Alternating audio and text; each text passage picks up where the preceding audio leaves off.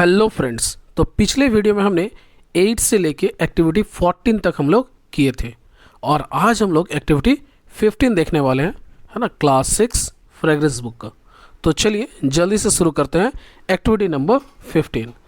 तो जो क्वेश्चन दिया गया है, रीड द फॉलोइंग सेंटेंसेस को ध्यानपूर्वक पढ़ेंगे। There are some underline words, और यहाँ पे कुछ अंडरलाइन वर्ड्स दिए गए हैं। अंडरलाइन वर्ड्स मतलब रेखांकित किए गए हैं कुछ शब्दों को।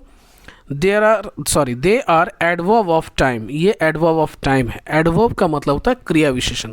क्रिया विशेषण किसे कहते हैं? तो जो किसी क्रिया या फिर विशेषण या फिर दूसरे क्रिया विशेषण की विशेषता को प्रकट करता है, उसे क्रिया विशेषण कहते हैं। So what is adverb? The adverb is a word which qualifies a verb, an adjective और अनदर एडवर्ब। तो क्रिया विशेषण ऐसे शब्दों को कहते हैं जो किसी क्रिया या फिर किसी विशेषण या फिर कोई दूसरा क्रिया विशेषण की विशेषता को प्रकट करता है। अब यहाँ पे जो दिया गया एडवर्ब ऑफ टाइम मतलब समय से संबंधित जो क्रिया विशेषण को बता रहा है उसे हमें पहचानना है। फिर एडवर्ब ऑफ प्लेस, जगह से अगर संबंधित है क्रिया विशेषण वो, या फिर एडवर्ब ऑफ मैनर। मैनर का मतलब होता है तौर तरीका। अगर तौर तरीके के बारे में बता रहा है तो फिर हम उसे एडवर्ब ऑफ मैनर में रखेंगे। Now classify the adverb in the following chart. और एक चार्ट बनी हुई है, हमें उसमें क्लासीफाई करना है कि ये 3 कैटेगरी में से किस कैटेगरी में हमारा ये जो दिया गया अंडरलाइन वर्ड है वो जाएगा। तो चलिए पढ़ लिया जाए सेंटेंसेस को। जैसे I always wash my hand before eating, मैं हमेशा अपने हाथों को धोता हूँ खाने से पूर्व। The dog sat lazily in the shade of the tree. तो कुत्ता जो है लेजली का मतलब होता है आलसी से, है ना, सुस्त होकर बैठा हुआ है पेड़ के नीचे। पेड़ के नीचे, शेड ऑफ अ ट्री मतलब हो गया पेड़ की छांव में। बढ़ते हैं आगे। फिर है third number, Anvesha is standing outside. Anvesha बाहर खड़ी है। I often visit my grand parents, मैं अक्सर, ऑफन का मतलब होता है अक्सर, मैं अपने दादा दादी के घर पर जाता हूँ। I watch English film occasionally. Occasionally का मतलब होता है कभी कभार, है ना, कभी कभी। तो आई वॉच इंग्लिश फिल्म, मैं इंग्लिश फिल्म कभी कभी देखता हूँ। The man shouted loudly. The man shouted loudly मतलब वो व्यक्ति जो है जोर से चिल्लाया। तो अब आते हैं, जैसे ऑलवेज हमने देखा, तो ऑलवेज क्या पता चल रहा है? Adverb of time. नेक्स्ट है, नेक्स्ट सेंटेंस हमारा क्या था? नेक्स्ट सेंटेंस था कि द डॉग सैट लेजली, बैठा है लेकिन कैसे बैठा है? लेजली। तो ये क्या बता रहा है? तौर तरीके के बारे में बता रहा है ना। तो ये हमारा हो जाएगा एडवर्ब ऑफ मैनर। तो लेजली आ जाएगा एडवर्ब ऑफ मैनर। फिर है Anvesha is out standing outside, खड़ी है लेकिन कहाँ खड़ी है? बाहर खड़ी है ना। तो ये क्या बता रहा है? एडवर्ब ऑफ प्लेस के बारे में बता रहा है, जगह के बारे में बता रहा है। तो हमारा आ जाएगा आउटसाइड, ये हो जाएगा एडवर्ब ऑफ प्लेस। नेक्स्ट है I often visit my grand parents, मैं अक्सर अपने दादा दादी के घर जाया करता हूँ। तो ये समय के बारे में बता रहा है, अक्सर जाया करते हैं। कब जाया करते हैं? तो अक्सर जाया करते हैं। तो ये हो जाएगा एडवर्ब ऑफ टाइम। नेक्स्ट है I watch English film occasionally, मैं इंग्लिश फिल्म ओकेजनली कभी कभी देखता हूँ। तो कब देखता हूँ? ओकेजनली देखता हूँ, है ना। तो ये भी क्या बता रहा है? समय से संबंधित है। तो ये हो जाएगा एडवर्ब ऑफ टाइम। और आखिरी जो है वो है द मैन साउटेड लाउडली, चिल्लाया, लेकिन कैसे चिल्लाया? लाउडली चिल्लाया, है ना। तो ये तौर तरीके के बारे में बता रहा है। तो ये हो जाएगा एडवर्ब ऑफ मैनर। तो लाउडली आ जाएगा एडवर्ब ऑफ मैनर। इस प्रकार से एक्टिविटी 15 कंप्लीट हो गया। आप समझ रहे होंगे कि मैंने क्रिया से किस तरह का सवाल कर रहा हूँ और इससे हमें जो आंसर मिल रहा है इससे हम पकड़ रहे हैं कि क्या है, ये एडवर्ब ऑफ टाइम है या मैनर है ना। जैसे अगर पूछता हूँ कहाँ, तो ये क्या बता रहा है? एडवर्ब ऑफ प्लेस के बारे में। मैं पूछूंगा कब, तो आ जाएगा एडवर्ब ऑफ टाइम अगर हमको जवाब मिलता है तो। और अगर पूछते हैं कि कैसे, है ना, जैसे कुत्ता लेटा था तो कैसे? लेजली लेटा था। तो ये हो जाएगा एडवर्ब ऑफ मैनर। चिल्लाया, कैसे चिल्लाया? तो लाउडली, जोर से चिल्लाया। तो ये क्या हो जाएगा? एडवर्ब ऑफ मैनर में आ जाएगा। चलिए अब बढ़ते हैं एक्टिविटी नंबर 16 की ओर। यूज सुटेबल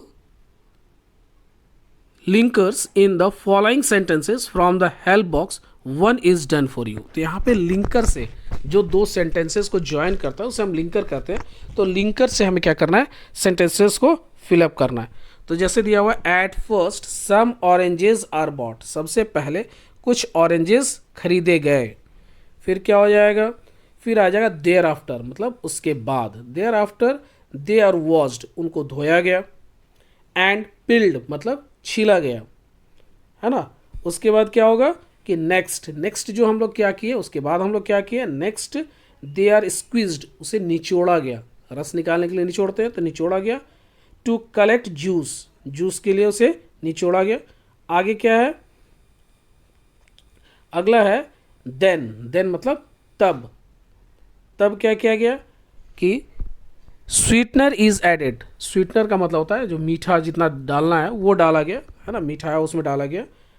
और एट लास्ट मतलब अंततः क्या किया गया, the juice is filled in the बोतल, और उसके बाद बोतल में उसे फिल कर दिया गया। तो ये हम लोग जो भी सेंटेंसेस देखे ये सारे के सारे पैसिव वॉइस में थे, है ना। ये किस फॉर्म में थे, पैसिव वॉइस में थे। चलिए अब आगे बढ़ते हैं। पैसिव वॉइस से संबंधित वीडियो मैं जल्द ही आप लोगों के पास लेकर आऊँगा, है ना, बने रहिएगा।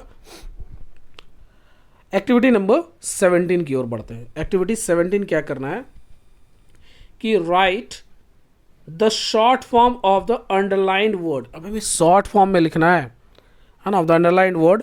One is done for you, एक हमारे लिए कर दिया गया। जैसे यू हैव, तो यू हैव को इस तरह से लिखते हैं, यू और एपोस्ट्रॉफी देकर वी ई, तो यू हैव हो गया। तो यू हैव डन दिस, आपने ये किया है। Next, Kajal did not come to my birthday party, तो डिड नॉट कर लिखते हैं डिडंट, DIDN एपोस्ट्रॉफी T। मैं आपको दिखाऊँ तो कैसे लिखता हूँ, ये बिल्कुल ऐसे लिखाएगा, DID लिखकर उसके बाद N लिखेंगे और ऊपर एपोस्ट्रॉफी देंगे और T। नेक्स्ट जो सेंटेंस है, you are always my friend, तो यू आर को करना है, तो यू आर ऐसे लिखेंगे, यू लिखेंगे और उसके बाद एपोस्ट्रॉफी RE, तो ये हो जाएगा यू आर। बढ़ते हैं आगे। वी कैन नॉट सिंग, तो कैन नॉट को लिखना है, देखो अंडरलाइन किया हुआ कैन नॉट, तो कैन नॉट को लिखेंगे कांट, CAN और एपोस्ट्रॉफी T, तो ये हो जाएगा कांट। नेक्स्ट है आई एम अ स्टूडेंट, तो आई एम कैसे लिखेंगे, तो आई और apostrophe M, I am. You do not know about this, है ना, तुम्हें इसके बारे में पता नहीं, तो डू नॉट को अंडरलाइन किया, तो इसको हम लोग क्या लिखते हैं, डोंट, DON एपोस्ट्रॉफी T, तो डोंट हो जाएगा। डू नॉट का शॉर्ट फॉर्म जो है डोंट होता है। They are coming from a village, वे लोग गांव से आ रहे हैं, तो दे आर को हमें करना है, तो हम लोग लिखेंगे दे और एपोस्ट्रॉफी उसके बाद RE, तो हो जाएगा दे आर।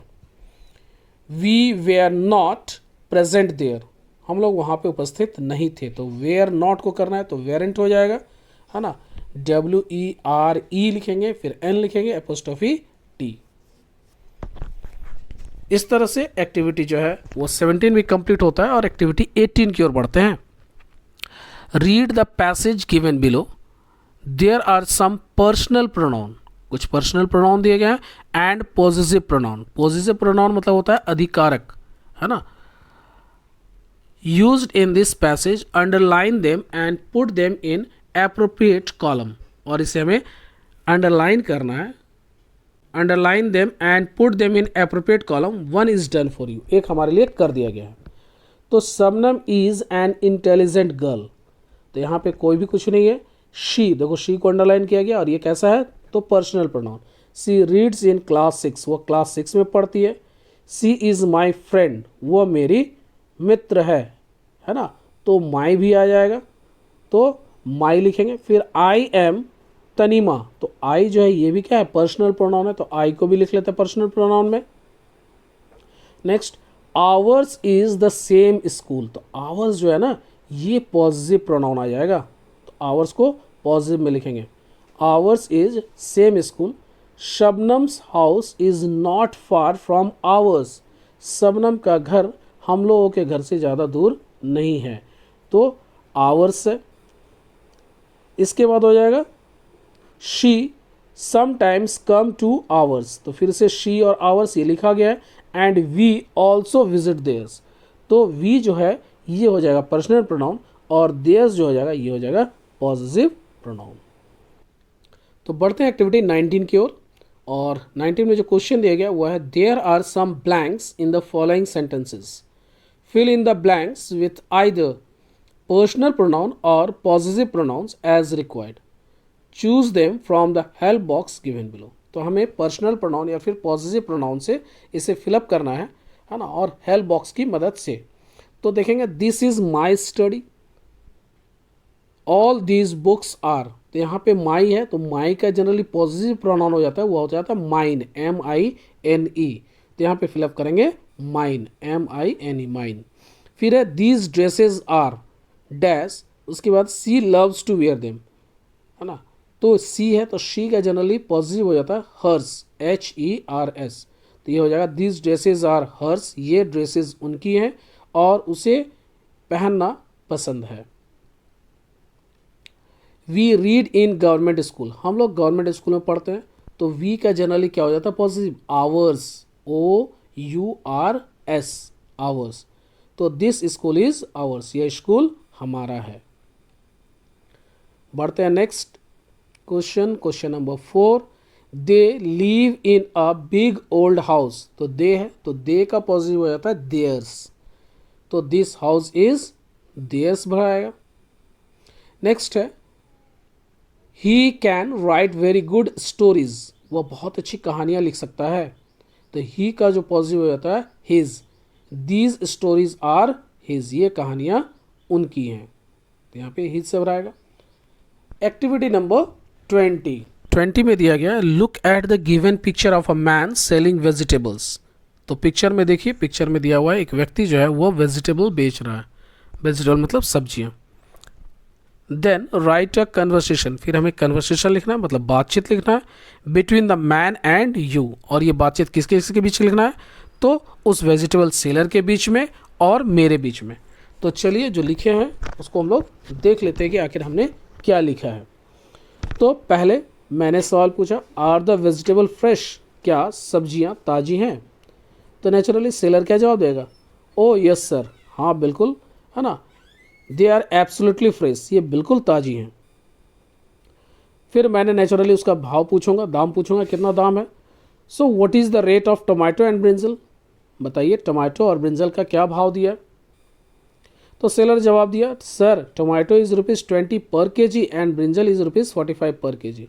सर टमाटर जो है वो आपको 20 रुपये किलो और बैगन जो है आपको 45 रुपये किलो पड़ेंगे। आई मतलब मैंने क्या बोला, it to costly, it is to costly, यहाँ पे इज़ छूट गया, यहाँ पे इज़ लगा दीजिएगा, इट इज़ टू कॉस्टली, ये बहुत महंगा है।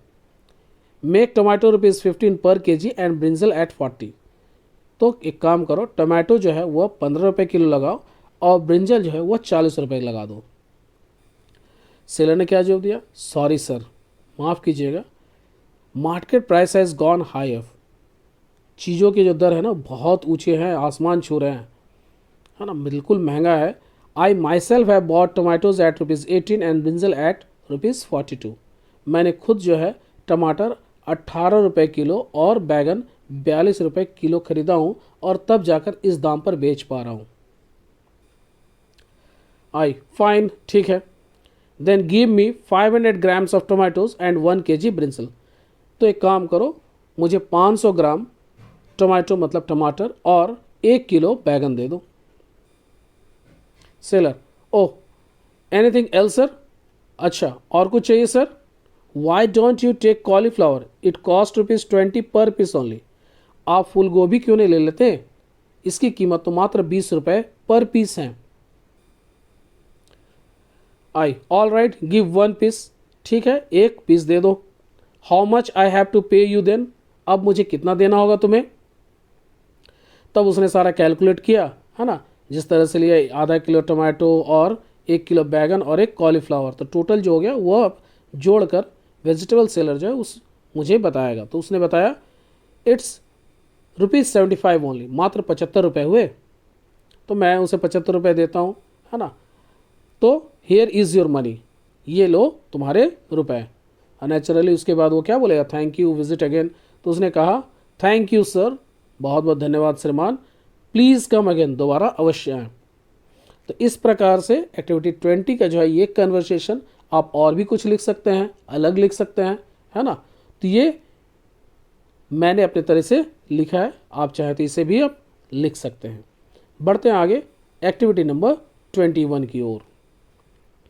राइट अ फ्यू सेंटेंसेस, कुछ वाक्य लिखने हैं, अबाउट योर बेस्ट फ्रेंड, अपने परम मित्र के बारे में। You may take help from the hints given in the help box below. आप चाहे तो हेल्प बॉक्स में जो हिंट दिए गया ना उसकी मदद से भी आप लिख सकते हैं। तो हमने जो लिखा है वो है देयर आर मेनी फ्रेंड्स, मेरे कई सारे फ्रेंड्स हैं, but Sohan is my best friend, लेकिन सोहन जो है वो मेरा सबसे अच्छा मित्र है। He lives behind the school, वह स्कूल के पीछे रहता है। ही रीड्स इन क्लास 6, वह क्लास 6 में पढ़ता है। I met him when I was in class 5, मैं उससे तब मिला जब वो क्लास 5 में था। सॉरी, मैं उससे तब मिला जब मैं क्लास 5 में था, मतलब पिछले साल ही उससे मेरी मुलाकात हुई थी। He was newly admitted at that time, उस समय बिल्कुल वह नया नया एडमिशन लेकर आया था, मतलब क्लास 5 में ही उसका एडमिशन हुआ था। किसका? सोहन का। It was his first day to my school, और वह उसका पहला दिन था मेरे स्कूल में। तो नेचुरली जब कोई बच्चा पहली बार आता है तो डरा डरा सहमा सहमा सा होता है ना, ना उसके कोई दोस्त है ना मित्र है, किसी से बात करने के लिए वो झिझकता है, हिचकिचाता है ना। He was feeling lonely as he had no friends to talk with, वह बिल्कुल लोनली फील कर रहा था, अकेला फील कर रहा था, क्योंकि उसके कोई फ्रेंड नहीं थे जिससे वो बातें कर सके। He sat beside me and I talk to him and made friendship with him, वह मेरे बगल में ही बैठा, मैंने उससे बातें की और फिर उससे मैंने दोस्ती भी कर ली। He likes to read story book, अब उसे क्या पसंद है? तो उसे स्टोरी बुक, कहानी की किताबें पढ़ना पसंद है। Gardening and watching horror movies, फिर गार्डनिंग, गार्डनिंग का मतलब होता है बागवानी करना, बगीचे की देखभाल करना, फूल पौधे लगाना, है ना, इसको बोलते हैं गार्डनिंग। और वॉचिंग हॉरर मूवीज, और हॉरर मतलब डरावनी, डरावनी जो मूवीज हैं, फिल्म है, वो उसे भी देखना पसंद है। We have too much fun together, हम लोग एक साथ बहुत मस्ती करते हैं। और इसी के साथ एक्टिविटी नंबर 21 खत्म होता है। उम्मीद करते हैं आपको अच्छा लगा होगा, तो प्लीज़ लाइक, शेयर और सब्सक्राइब करना ना भूलें, है ना। आप सभी का फिर से बहुत बहुत धन्यवाद। Thank you very much.